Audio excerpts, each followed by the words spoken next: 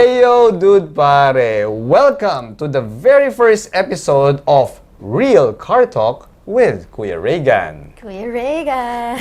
And in this video, guys, we have a very special guest. We have Miss Sabina Cruz, who will share with us in this video if it's truly important, if it's vital for a guy to have a car when going out on the first date.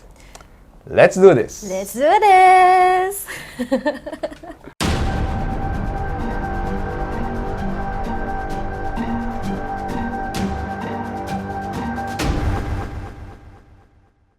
Alright guys, before we dive into this red hot topic that we have for this video, let's get to know first our very special guest here.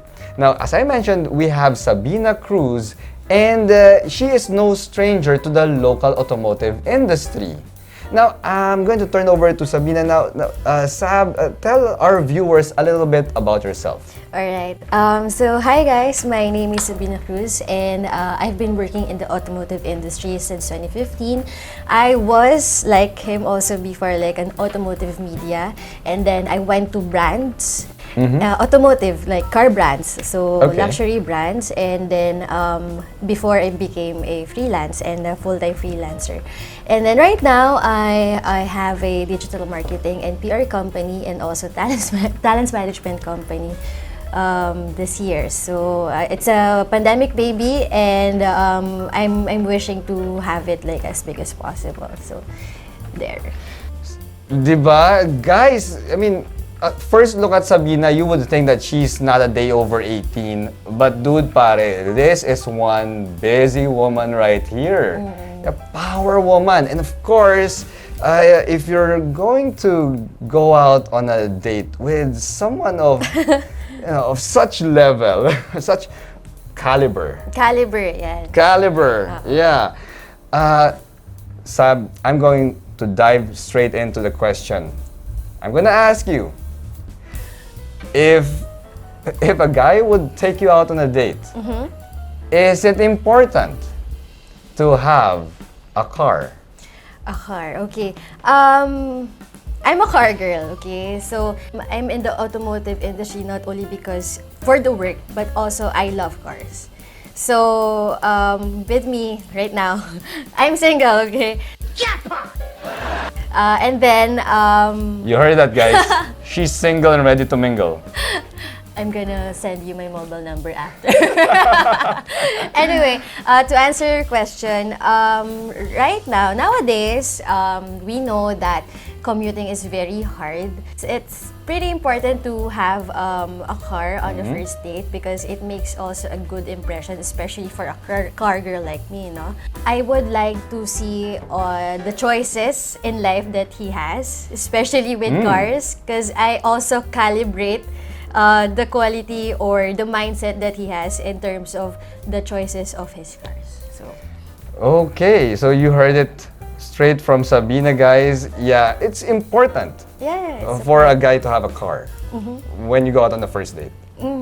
All right, and yeah, that tells you what kind of life choices the life man choices. makes. Mindset. Guys, no bashing.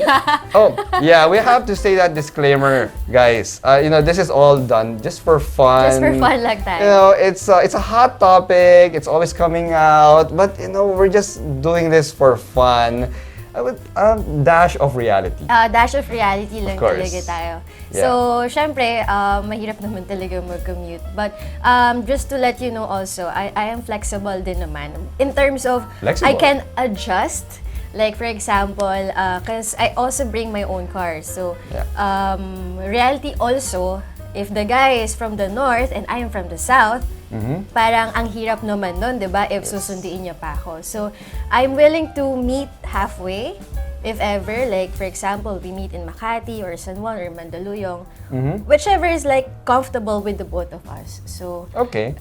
you know, So you're willing to compromise, meet in the middle. Diyan ako magaling mag-compromise. Yan! Hugot! Diyan ako magaling mag-adjust. Yan. Okay, that is all right. So at least we're just real talk. That's why this is real car talk. naman.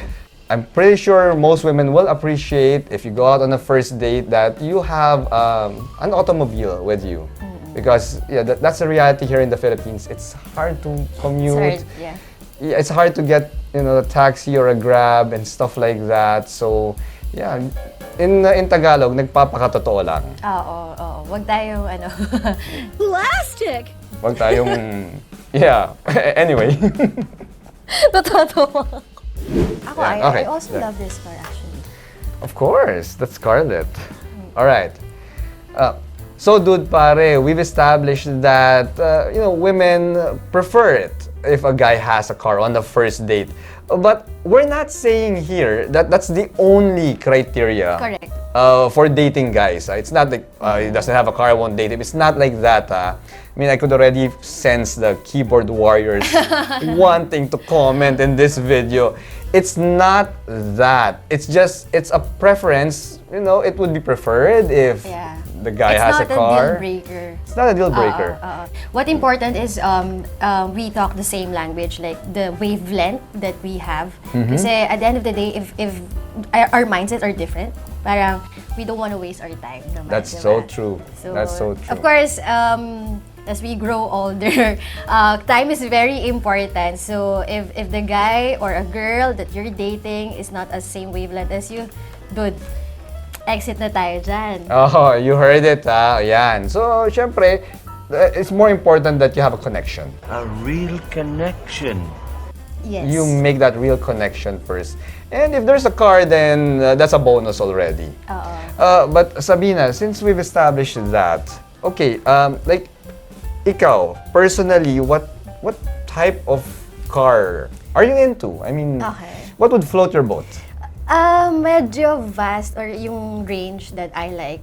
But I'm more of the 4x4 Ooh. cars. Off-road? Off-road, Ooh. yeah. So my dream car, one of my dream cars is the LC79. Whew. So if you guys know that, and take note, it has to have the smart cap at the back.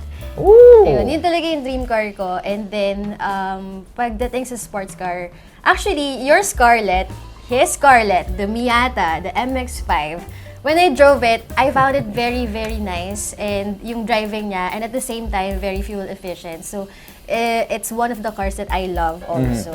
And then, of course, if we go sagad, Sagad. sagad, like, for example, like a luxury car, sports car, ganyan, to the highest level, a Lamborghini. Lamborghini. Oh. Pero again, guys, it's not a deal breaker. It's just like the cars that I want in life. I mean, Sabina's a car girl. Oo. So, di ba, syempre, I mean, if you're a car girl, then you will say that you like something that's not as exotic as a Lamborghini. It's gonna be weird, di ba? Oh.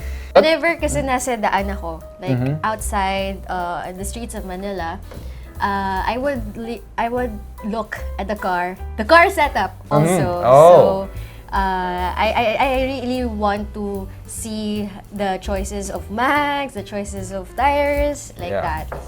So, needless to say, the condition of the car also plays an impact, plays a role with you. Like, if it's like, it's a car, but it's not really well taken care of, medyo madumi, it's a Yeah. kalat, it's like parang just something to take you from Correct. point A to B. Correct. Will that affect the guy's For me, chances? a car of the guy reflects his personality. So if it's clean, of course, you would see it. Like if he's clean at home or office, diba? But if it's not, parang medyo ano yata tayo. It becomes a bit of a deal breaker already. Yeah. So, and also, I also mentioned before na the car scent also. The smell, the smell of the car. Yeah. What's that smell? Yeah. All right. So what smell are we talking about? What smell will turn you off? Siyempre, the bad smell, of course. Pero as long as okay naman yung car, it gets you to point A to point B. Siyempre, ayaw naman natin na masiraan tayo along the way, diba? Yeah. When we're going on a date and then we're gonna have breakdowns of the car, pero medyo hassle naman yun. So, as long as Good it's- running condition. Yes, oo. Alright. It's well taken care of. Yeah, good style dyan. Awesome. So guys, you heard it. You know, if you do drive a car, regardless of whatever car you drive, make sure it's in good running condition. Make sure you keep it clean naman, 'di ba? Like don't leave used gym clothes inside the car or something. It's gonna smell. Pero for me, Yeah. I don't really mind. Kumari, baka emergency na nakita kami or something. But it's a Baka- first date. Oh, it was a first date. So you Oh, would wanna impress the girl, prepare right? for a Of first course, date. Of course. Yes. So, Yeah. tama. So before you go out on a first date, if you own a car, visit the car wash. All right? Insert sponsor. PCI Car Hub. Yeah. Oh, by the way, guys, for me, it doesn't really matter if luma yung sasakyan, if it's an old car, as long as the aircon is functioning. Because here in the Philippines, it's so hot. Let's be honest here, di ba? Kasi hashtag makeup is life and hashtag for the content. Okay. Parang may I have a hashtag din eh. You have? Yeah, hashtag bawal ang anghit. Bawal! correct. Kasi mainit nga naman here. Yeah, Correct, because you know, you'd be sweating buckets na by the time you get to your date. Goodness, you'd smell like a 3-day-old sock. Na nabasa. Alright, so okay, Sabina, thank you so much for that. You know, we are learning so much here, guys. So, yeah, we're learning about how women see our cars. And now I have a final question for you. Alright, so here's the scenario. Let's say a guy wants to take you out on a date, first date, and this dude's a 10. I mean, dude pare, 10. 10. Jeez! Not 9.5 at Not 10. 9, a 10. A Okay. 10. That's like, wow!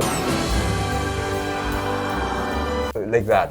Physically, Yeah, physically. pogi, Yeah. buff, oo. ganyan. Medyo lamang ng konti sa akin. Yung mga hashtag no flex, ganyan. Alright, so this dude wants to take you out on a date, but instead of picking you up, ask if you could meet up at the place.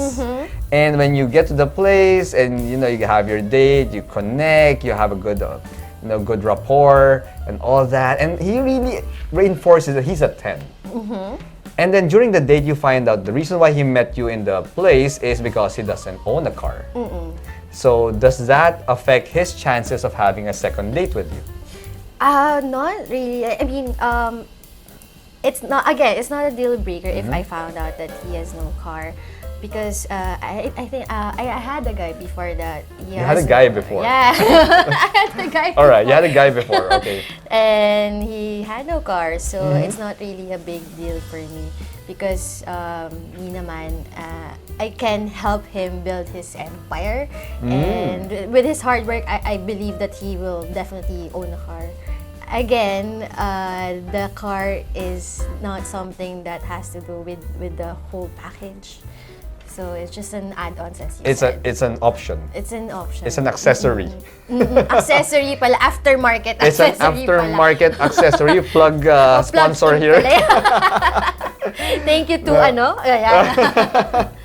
Yeah, so okay, so that's great to know. So all of you guys out there who are a 10, you know that you have that chance as long as you have that, connection, and of course the feeling should be there. The feelings and of course dapat may label. The- Grabe. Tsaka commitment pala guys, kailangan committed kayo kasi baka mamaya date lang tapos no commitments pala. Nako, hugot! Hashtag hugot again! So again, let's not waste our time. Yeah, it's okay to have fun, but of course it's nice to have fun that has a certain direction. Not the one that's just having fun just for the sake of having fun. Yes, we must have a goal in life. Yeah. Yes. I mean, you wouldn't be a 10 if you're not like that. Yeah, and I love that you said that you'll help the man build his empire. That just goes to show that you're really a power woman. Yes, And, again, yeah. flexible tayo. Flexible. Hashtag flexible. Mag-uusap tayo. We can negotiate. Ayan. Alright. Because, I think also it's a business transaction also. All right, I think that's for a totally different video. Let's not get into that. Yeah.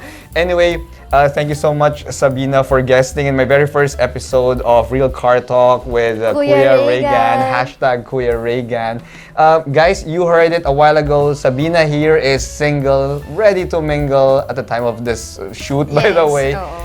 Yes, so Sabina, invite them to follow you on your social media platforms.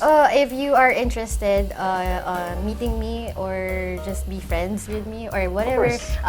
follow me on Instagram. It's at Sabina R. Cruz. So from there, you'll see also what I do in life. So also, thanks for having me here as your first Well, I am thrilled that you're here. It's such an awesome experience. Guys, we're serious. This is the very first time that we did this. Yeah, because I Yeah. remember we were just talking about it, and then all of a sudden it became an idea, and here we are.